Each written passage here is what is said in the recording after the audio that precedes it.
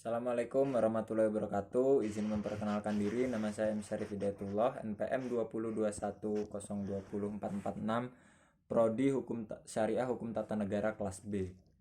Baik, di sini saya akan menjelaskan sedikit materi yang telah disampaikan oleh Pak Hervin, yaitu mengenai sumber hukum Islam pada pertemuan ke-7. Nah, jadi di sini yang pertama yaitu sumber hukum Islam. Sumber hukum Islam ini yang pertama ada Al-Qur'an. Al-Qur'an berkedudukan sebagai sumber pertama dan utama dalam hukum Islam. Kedudukan ini mengharuskan umat Islam memahami pesan-pesan yang dikandungnya. Nah, untuk dilaksanakan dalam kehidupan, hal tersebut juga diperlukan sebagai upaya mengatur perilaku manusia, baik yang berhubungan dengan manusia ataupun makhluk yang lainnya, secara horizontal. Demikian pula seluruh persoalan yang berkaitan dengan hukum, meski dicari jawabannya terlebih dahulu dari petunjuk yang terkandung di dalam Al-Quran, kemaslahatan hidup manusia di dunia dan di akhirat diyakini dapat diperoleh jika manusia melandaskan pada perilaku hidup mereka pada petunjuk Al-Quran. Argumentasi menyatakan bahwa Al-Quran sebagai sumber dan dalil pertama yang utama ditemukan dalam penjelasan Al-Quran sendiri. Pada jumlah ayatnya lebih dari 30 kali ditemukan perintah mematuhi Allah, dan Al-Quran bahkan meninggalkan aturan yang disebut Al-Quran akan membawa akibat meningkatnya kejahatan yang dilakukan manusia. Al-Quran secara redaksional dan makna yang dikandung bersifat khoti al-wujud. Maksudnya di sini adalah lafaz Al-Quran dan pesan yang dikandung terjamin keautentikan dan otoritas kebenarannya. Keautentikan itu terjamin karena transformasi periwayatannya secara keseluruhan mencapai tingkat mutawatir. Selain itu, jaminan keaslian Al-Quran mendapat intervensi langsung dari pemiliknya, Allah Subhanahu wa Ta'ala. Selanjutnya ada Al-Sunnah. Pada uraian sebelumnya telah dijelaskan bahwa Al-Quran sebagai sumber utama dan yang paling utama dari hukum Islam yang bersifat global yang membutuhkan penjelasan secara operasional. Nabi Muhammad SAW sebagai penyampai ajaran Al-Quran diberi otoritas oleh Allah Subhanahu wa Ta'ala untuk menjelaskan lebih lanjut mengenai apa yang telah diwahyukan kepadanya. Dengan demikian, Al-Sunnah baik dalam bentuk perkataan, perbuatan maupun dalam bentuk takrir berkedudukan sebagai sumber kedua setelah Al-Quran. Nah, kedudukan As-Sunnah ini sendiri sebagaimana disebutkan di atas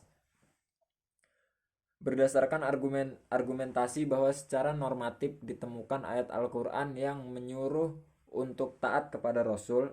Kata-kata kepada Rasul sering dikaitkan dengan ketaatan kepada Allah Subhanahu wa Ta'ala, seperti yang dikemukakan pada surat An-Nisa ayat 13, yang berarti hukum-hukum tersebut itu adalah ketentuan-ketentuan dari Allah Subhanahu wa Ta'ala, dan barang siapa yang taat kepada Allah dan Rasulnya, niscaya Allah memasukkannya ke dalam surga. Nah, Al-Quran sering juga menetapkan beriman kepada Rasul sama dengan kewajiban beriman kepada Allah Subhanahu wa Ta'ala. Disebutkan dalam surat Al-A'raf ayat 158.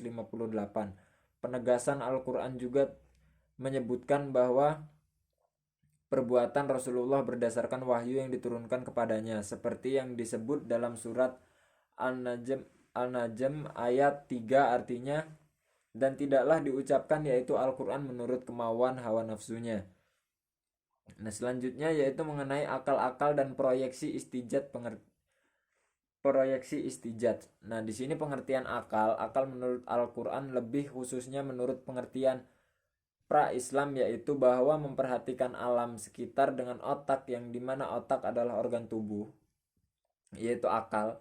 Artinya akal itu sendiri terdapat di dalam otak seseorang yang digunakan untuk berpikir, dan berdasarkan pemikiran itu maka lahirlah suatu ide atau gagasan mengenai suatu masalah yang dipikirkan. Sebagaimana telah kita ketahui bahwa Allah Subhanahu wa Ta'ala menciptakan manusia berbeda berdasarkan akarnya dengan makhluk hidup lainnya seperti hewan dan tumbuhan.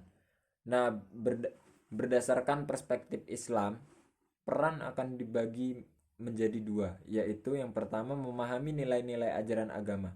Apabila ada dokter yang kurang jelas akal, akan merumuskan pelaksanaannya. Adapun ketika sebuah doktrin agama memiliki nilai-nilai sosial akar bertugas menerjemahkan dalam konteks kehidupan kekinian, bukan untuk mengubah doktrin, melainkan menemukan pelaksanaan doktrin.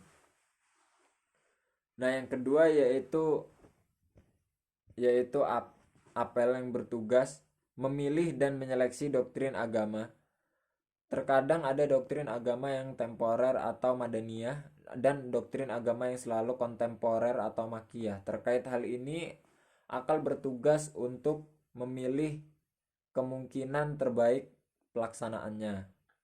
Yang selanjutnya itu proyeksi ijtihad. Ijtihad menurut bahasa berarti usaha yang keras dan sungguh-sungguh. Sedangkan pengertiannya dari segi istilah, ijtihad adalah berusaha menetapkan hukum terhadap masalah yang belum ada ketetapan hukumnya. Dalam Al-Quran dan hadis yang dilakukan dengan secara cermat dan pemikiran yang murni, serta berpedoman pada aturan penetapan hukum yang benar, rujukan ijtihad tetap pada Al-Quran dan hadis, dalam arti bahwa penetapan hukum ijtihad tidak boleh bertentangan dengan ayat-ayat Allah Subhanahu wa taala atau ajaran Rasulullah Shallallahu alaihi wasallam. Orang-orang yang berijtihad disebut mujtahid. Antara mujtahid yang satu dengan mujahid yang lainnya dalam penetapan perkara yang belum ada ketentuan hukumnya dalam Al-Quran mungkin akan berbeda dalam memberikan penetapan hukum. Ada pendapat yang satu benar dan yang lain menjadi salah. Hal ini akan menjadi penilaian yang mempengaruhi hukum.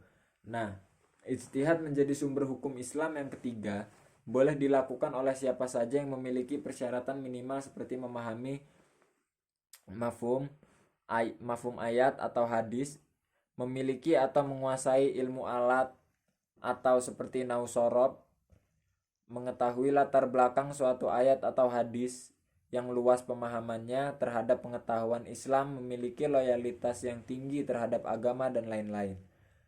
Nah, ijtihad ini diterapkan dengan beberapa cara. Yang pertama yaitu ijma dan qiyas.